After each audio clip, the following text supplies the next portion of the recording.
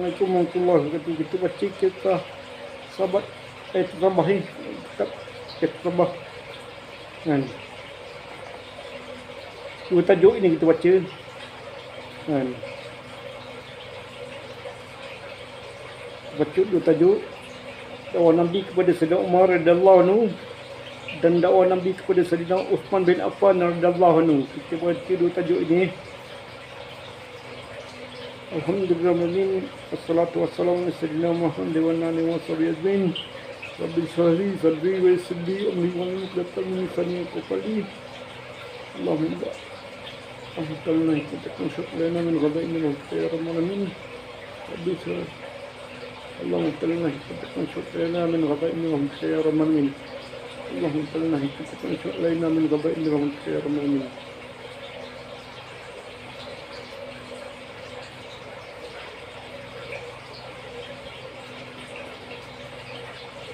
Bismillahirrahmanirrahim. Kisah pertama, Nabi SAW, dakwah Nabi kepada Sayyidina Umar radhiyallahu anhu.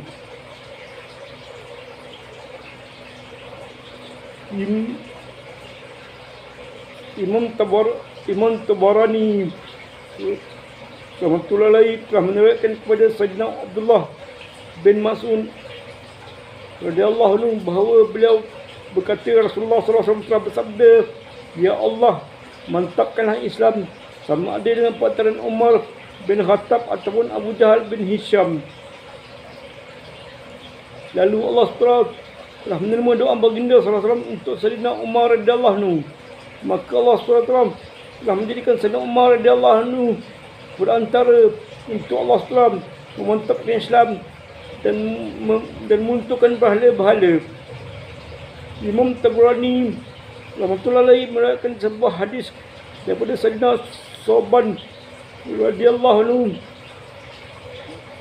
yang akan dinyatakan secara terperinci dalam bab susah payah yang ditanggung oleh para sahabat radhiyallahu anhum di bawah tajuk pengagungan Sayyidina Sa'id bin Zaid radhiyallahu anhu dan isterinya Sayyidina Fatimah, adik Sayyidina Umar radhiyallahu anhu akan supaya di jalan Allah SWT. Dalam hadis itu dinyatakan bahawa Rasulullah SAW telah memegang pertengahan. Dalam hadis itu dinyatakan bahawa Rasulullah SAW telah memegang pertengahan bahagian atas kedua lengan Umar radhiyallahu anhu, lalu menggoncangkannya sambil baginda sallallahu alaihi wasallam bersabda, apakah yang kamu inginkan? Apakah yang menyebabkan kamu datang? Lalu Umar radhiyallahu anhu kata kepada baginda sallallahu alaihi wasallam, bentanglah kepadaku perkara yang kamu dakwahkan itu. Lantas baginda sallallahu alaihi wasallam bersabda, kamu bersaksi bahawa tiada Tuhan layak disembah melainkan Allah Taala yang Maha Esa, tiada sebarang sekutu baginya, dan sesungguhnya Muhammad sallallahu alaihi wasallam ialah hamba-Nya dan pesuruh-Nya. Lalu Sayyidina Umar radhiyallahu anhu terus memeluk Islam di situ juga, dan beliau berkata, keluarlah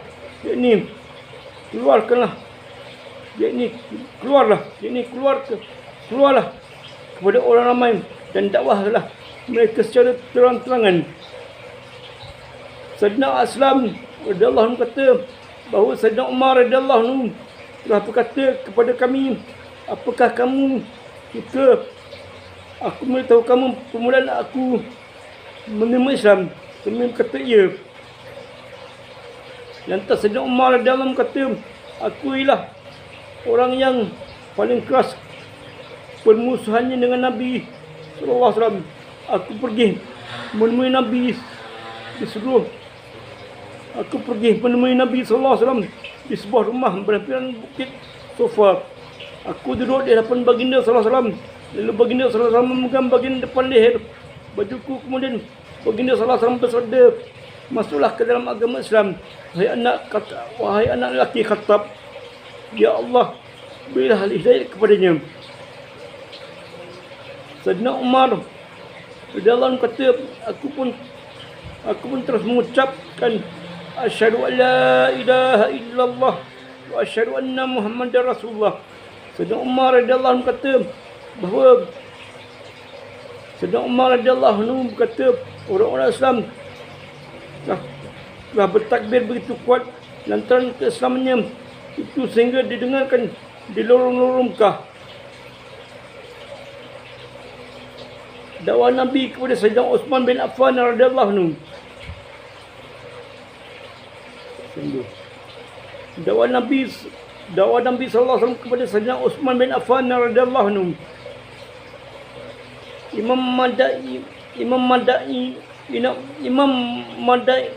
Madaini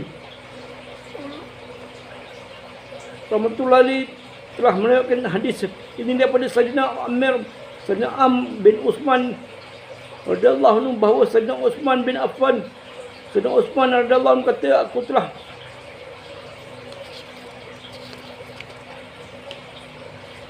aku telah masuk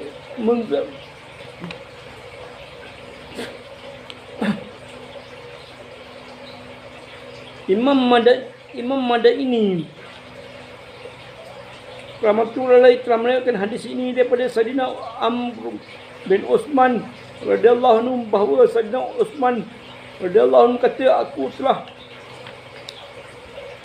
masuk menziarahi makcikku Arwah binti Abdul Muttalib. Tidak berapa lama kemudian Rasulullah sallallahu alaihi wasallam juga datang ke situ. Aku mula mematikan baginda sallallahu alaihi wasallam, sedangkan pada masa itu telah tersebar sedikit sepanjang hal baginda sallallahu alaihi wasallam menjadi nabi. Kemudian baginda sallallahu alaihi wasallam berpaling kepada arahku sambil berkata, "Ke mana dengan kamu wahai Uthman? Kenapa kamu mematikan daku?" Aku pun menjawab, "Aku heran dengan kamu serta kedudukan kamu yang mulia dalam kalangan kita, sedangkan dia berkatakan yang tidak elok berkaitan kamu." Lalu baginda sallallahu alaihi wasallam bersabda, "La ilaha illallah. Hanya Allah yang tahu bahawa yang tahu bahawa kulitku mula meremang setelah mendengar ucapan kalimat tersebut." Kemudian baginda sallallahu alaihi wasallam baca, dan di langit terdapat sebab rezekimu dan terdapat pula apa yang dijanjikan kepadamu. Maka demi Tuhan langit dan bumi, sesungguhnya yang dijanjikan itu adalah benar-benar akan terjadi seperti perkataan yang kamu diucapkan. Al-Quran Surah Az-Zariyat ayat 22 hingga 23. Kemudian baginda sallallahu alaihi wasallam bangun lalu keluar, dan aku pun keluar mengikuti baginda sallallahu alaihi wasallam dari belakang dan mendapatkan baginda sallallahu alaihi wasallam. Lalu aku pun memeluk Islam. Insya-Allah. Boleh kita dengar.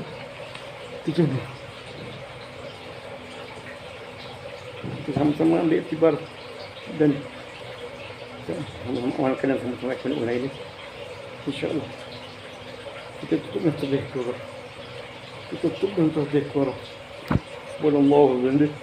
Subhanallah, asyhadu an la ilaha illa anta, astaghfiruka wa atubu ilaik. Assalamualaikum warahmatullahi wabarakatuh.